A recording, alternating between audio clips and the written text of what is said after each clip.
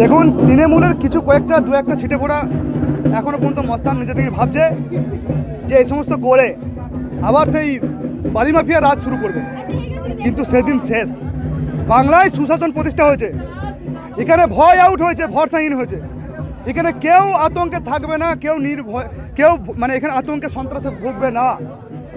এখানকার মানুষ মাথা উঁচু করে সসম্মানে নির্ভয় থাকবে। তাই যারা যারা এই ধরনের ঘটনা ঘটিয়েছে, পুলিশ প্রশাসন এর বিষয়ে তদন্ত করছে। যারাই করেছে তাদেরকে শ্রীঘরে থাকবে, এটা নিশ্চিত থাকবে। গ্রামে হয়েছে, কারা করেছে তো মানে এর সঙ্গে রাজনৈতিক কোনো যোগ আছে? আমি বিজেপি কোনো সঙ্গে কোনো যোগ নেই। যতদূর শুনেছি দুটোই তৃণমূলের গোষ্ঠী। যদিও তৃণমূল এখন আছে কিনা সন্দেহ, আমি দেখতে পাচ্ছি না কোথাও তৃণমূল বলে কিছু আছে, অন্তত নানুরে। তৃণমূলের গোষ্ঠীর অন্তই বলছে সবাই। তো বালিঘাট চলতো, অজয়ের ওখানে পয়সা উড়ে বেড়াতো শুনেছি। তো বৈধ ঘাট, এখন তো বৈধ ঘাট ছাড়া কেউ চালাতে পারবে না, এই মুহূর্তে বন্ধ এবং বন্ধই থাকবে। এরকম অবৈধ বালিঘাট, বেনিয়ম, দুর্নীতি, ক্রাইম, টাকা পয়সার বখরার ভাগ, টাকা পয়সার ভাগ নিয়ে অশান্তি, এটুকু শুনেছি। আমি পুলিশ যখন অশান্তি চলছিল, আমি কোথাও বোমাবাজি হলে সেটা আমাদের কাজ হচ্ছে, আমি জানলে পুলিশকে খবর দেওয়া, সেই হিসাবে খবর দিয়েছি। পুলিশ সঙ্গে সঙ্গে স্টেপ নিয়েছে। গতকাল প্রশাসনের কাজ করছে।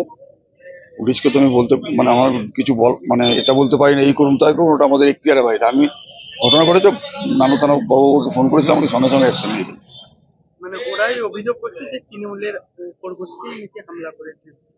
তৃণমূলের গোষ্ঠী ব্যাপারে আমি কি করে জানবো? আমাদেরকেও এর সঙ্গে যুক্ত নয়। গ্রামবাসী বা এলাকার মানুষ বলছে এটা তৃণমূলের গোষ্ঠী দ্বন্দ্ব, টাকা পয়সা ভাগ নিয়ে দ্বন্দ্ব। গতকাল 10টা 45 নাগাদ হঠাৎ কোলে দেখছি আমার ভাইয়ের বাড়ি আলো চৌধুরীর বাড়িতে হঠাৎ বোম, মানে মুড়ির মতন প্রচুর বোম ফেলে। আমার ভাই কোলে বাচ্চা বাচ্চা ছোট ছোট বাচ্চা ছেলে, তারা অজ্ঞান হয়ে যায়। তারপরে আমার বাড়িতে, আমি বাড়িতে থাকা অবস্থা আমার বাড়িতে বোম মারে, আমার কোলে আর ভাইপোর বাড়িতে বোম মারে, রাহুলের বাড়িতে, ফিরোজের বাড়িতে, খায়রুলের বাড়িতে, সবারই বাড়িতে বোম মারে। বোম মারার পর কোলের সঙ্গে সঙ্গে পুলিশ আসে, পুলিশ আসার সঙ্গে সঙ্গে ওরা ছুটে পালিয়ে যায় বোম মারতে মারতে। কারা মারছে চিনতে পেরেছেন? হ্যাঁ, চিনতে পেরেছি, আমাদের গ্রামীণ কোলে সমাজ বিরোধী। তারা কোলে দীর্ঘদিন ধরে কোলে তোলাবাজি করে খায়। তারা কি আগে কি দল করতো? আগে তৃণমূলী দল করতো, তাদের তৃণমূল দল তাদের কিন্তু এখন তারা বসে আছে কোলে, এইসব কোলে অশান্তি ঝুট ঝামেলা করার জন্য ঘরে ঘরে টাকা নেবে, তোলাবাজি করবে, সেই জন্য হঠাৎ মদ ভাঙ খেয়ে বোম মারছে। তার মানে এটা তৃণমূলের গোষ্ঠী কোন দল? আর তৃণমূলের গোষ্ঠীদ্বন্দ্ব বলা বলছে, তারা তো তৃণমূলের দলের কোনো জায়গায় নাই তাদের কিন্তু তারা দুর্নীতি করেছে বলে যে আজকে তাদের কিন্তু দল থেকে সাইড করে রাখা আছে।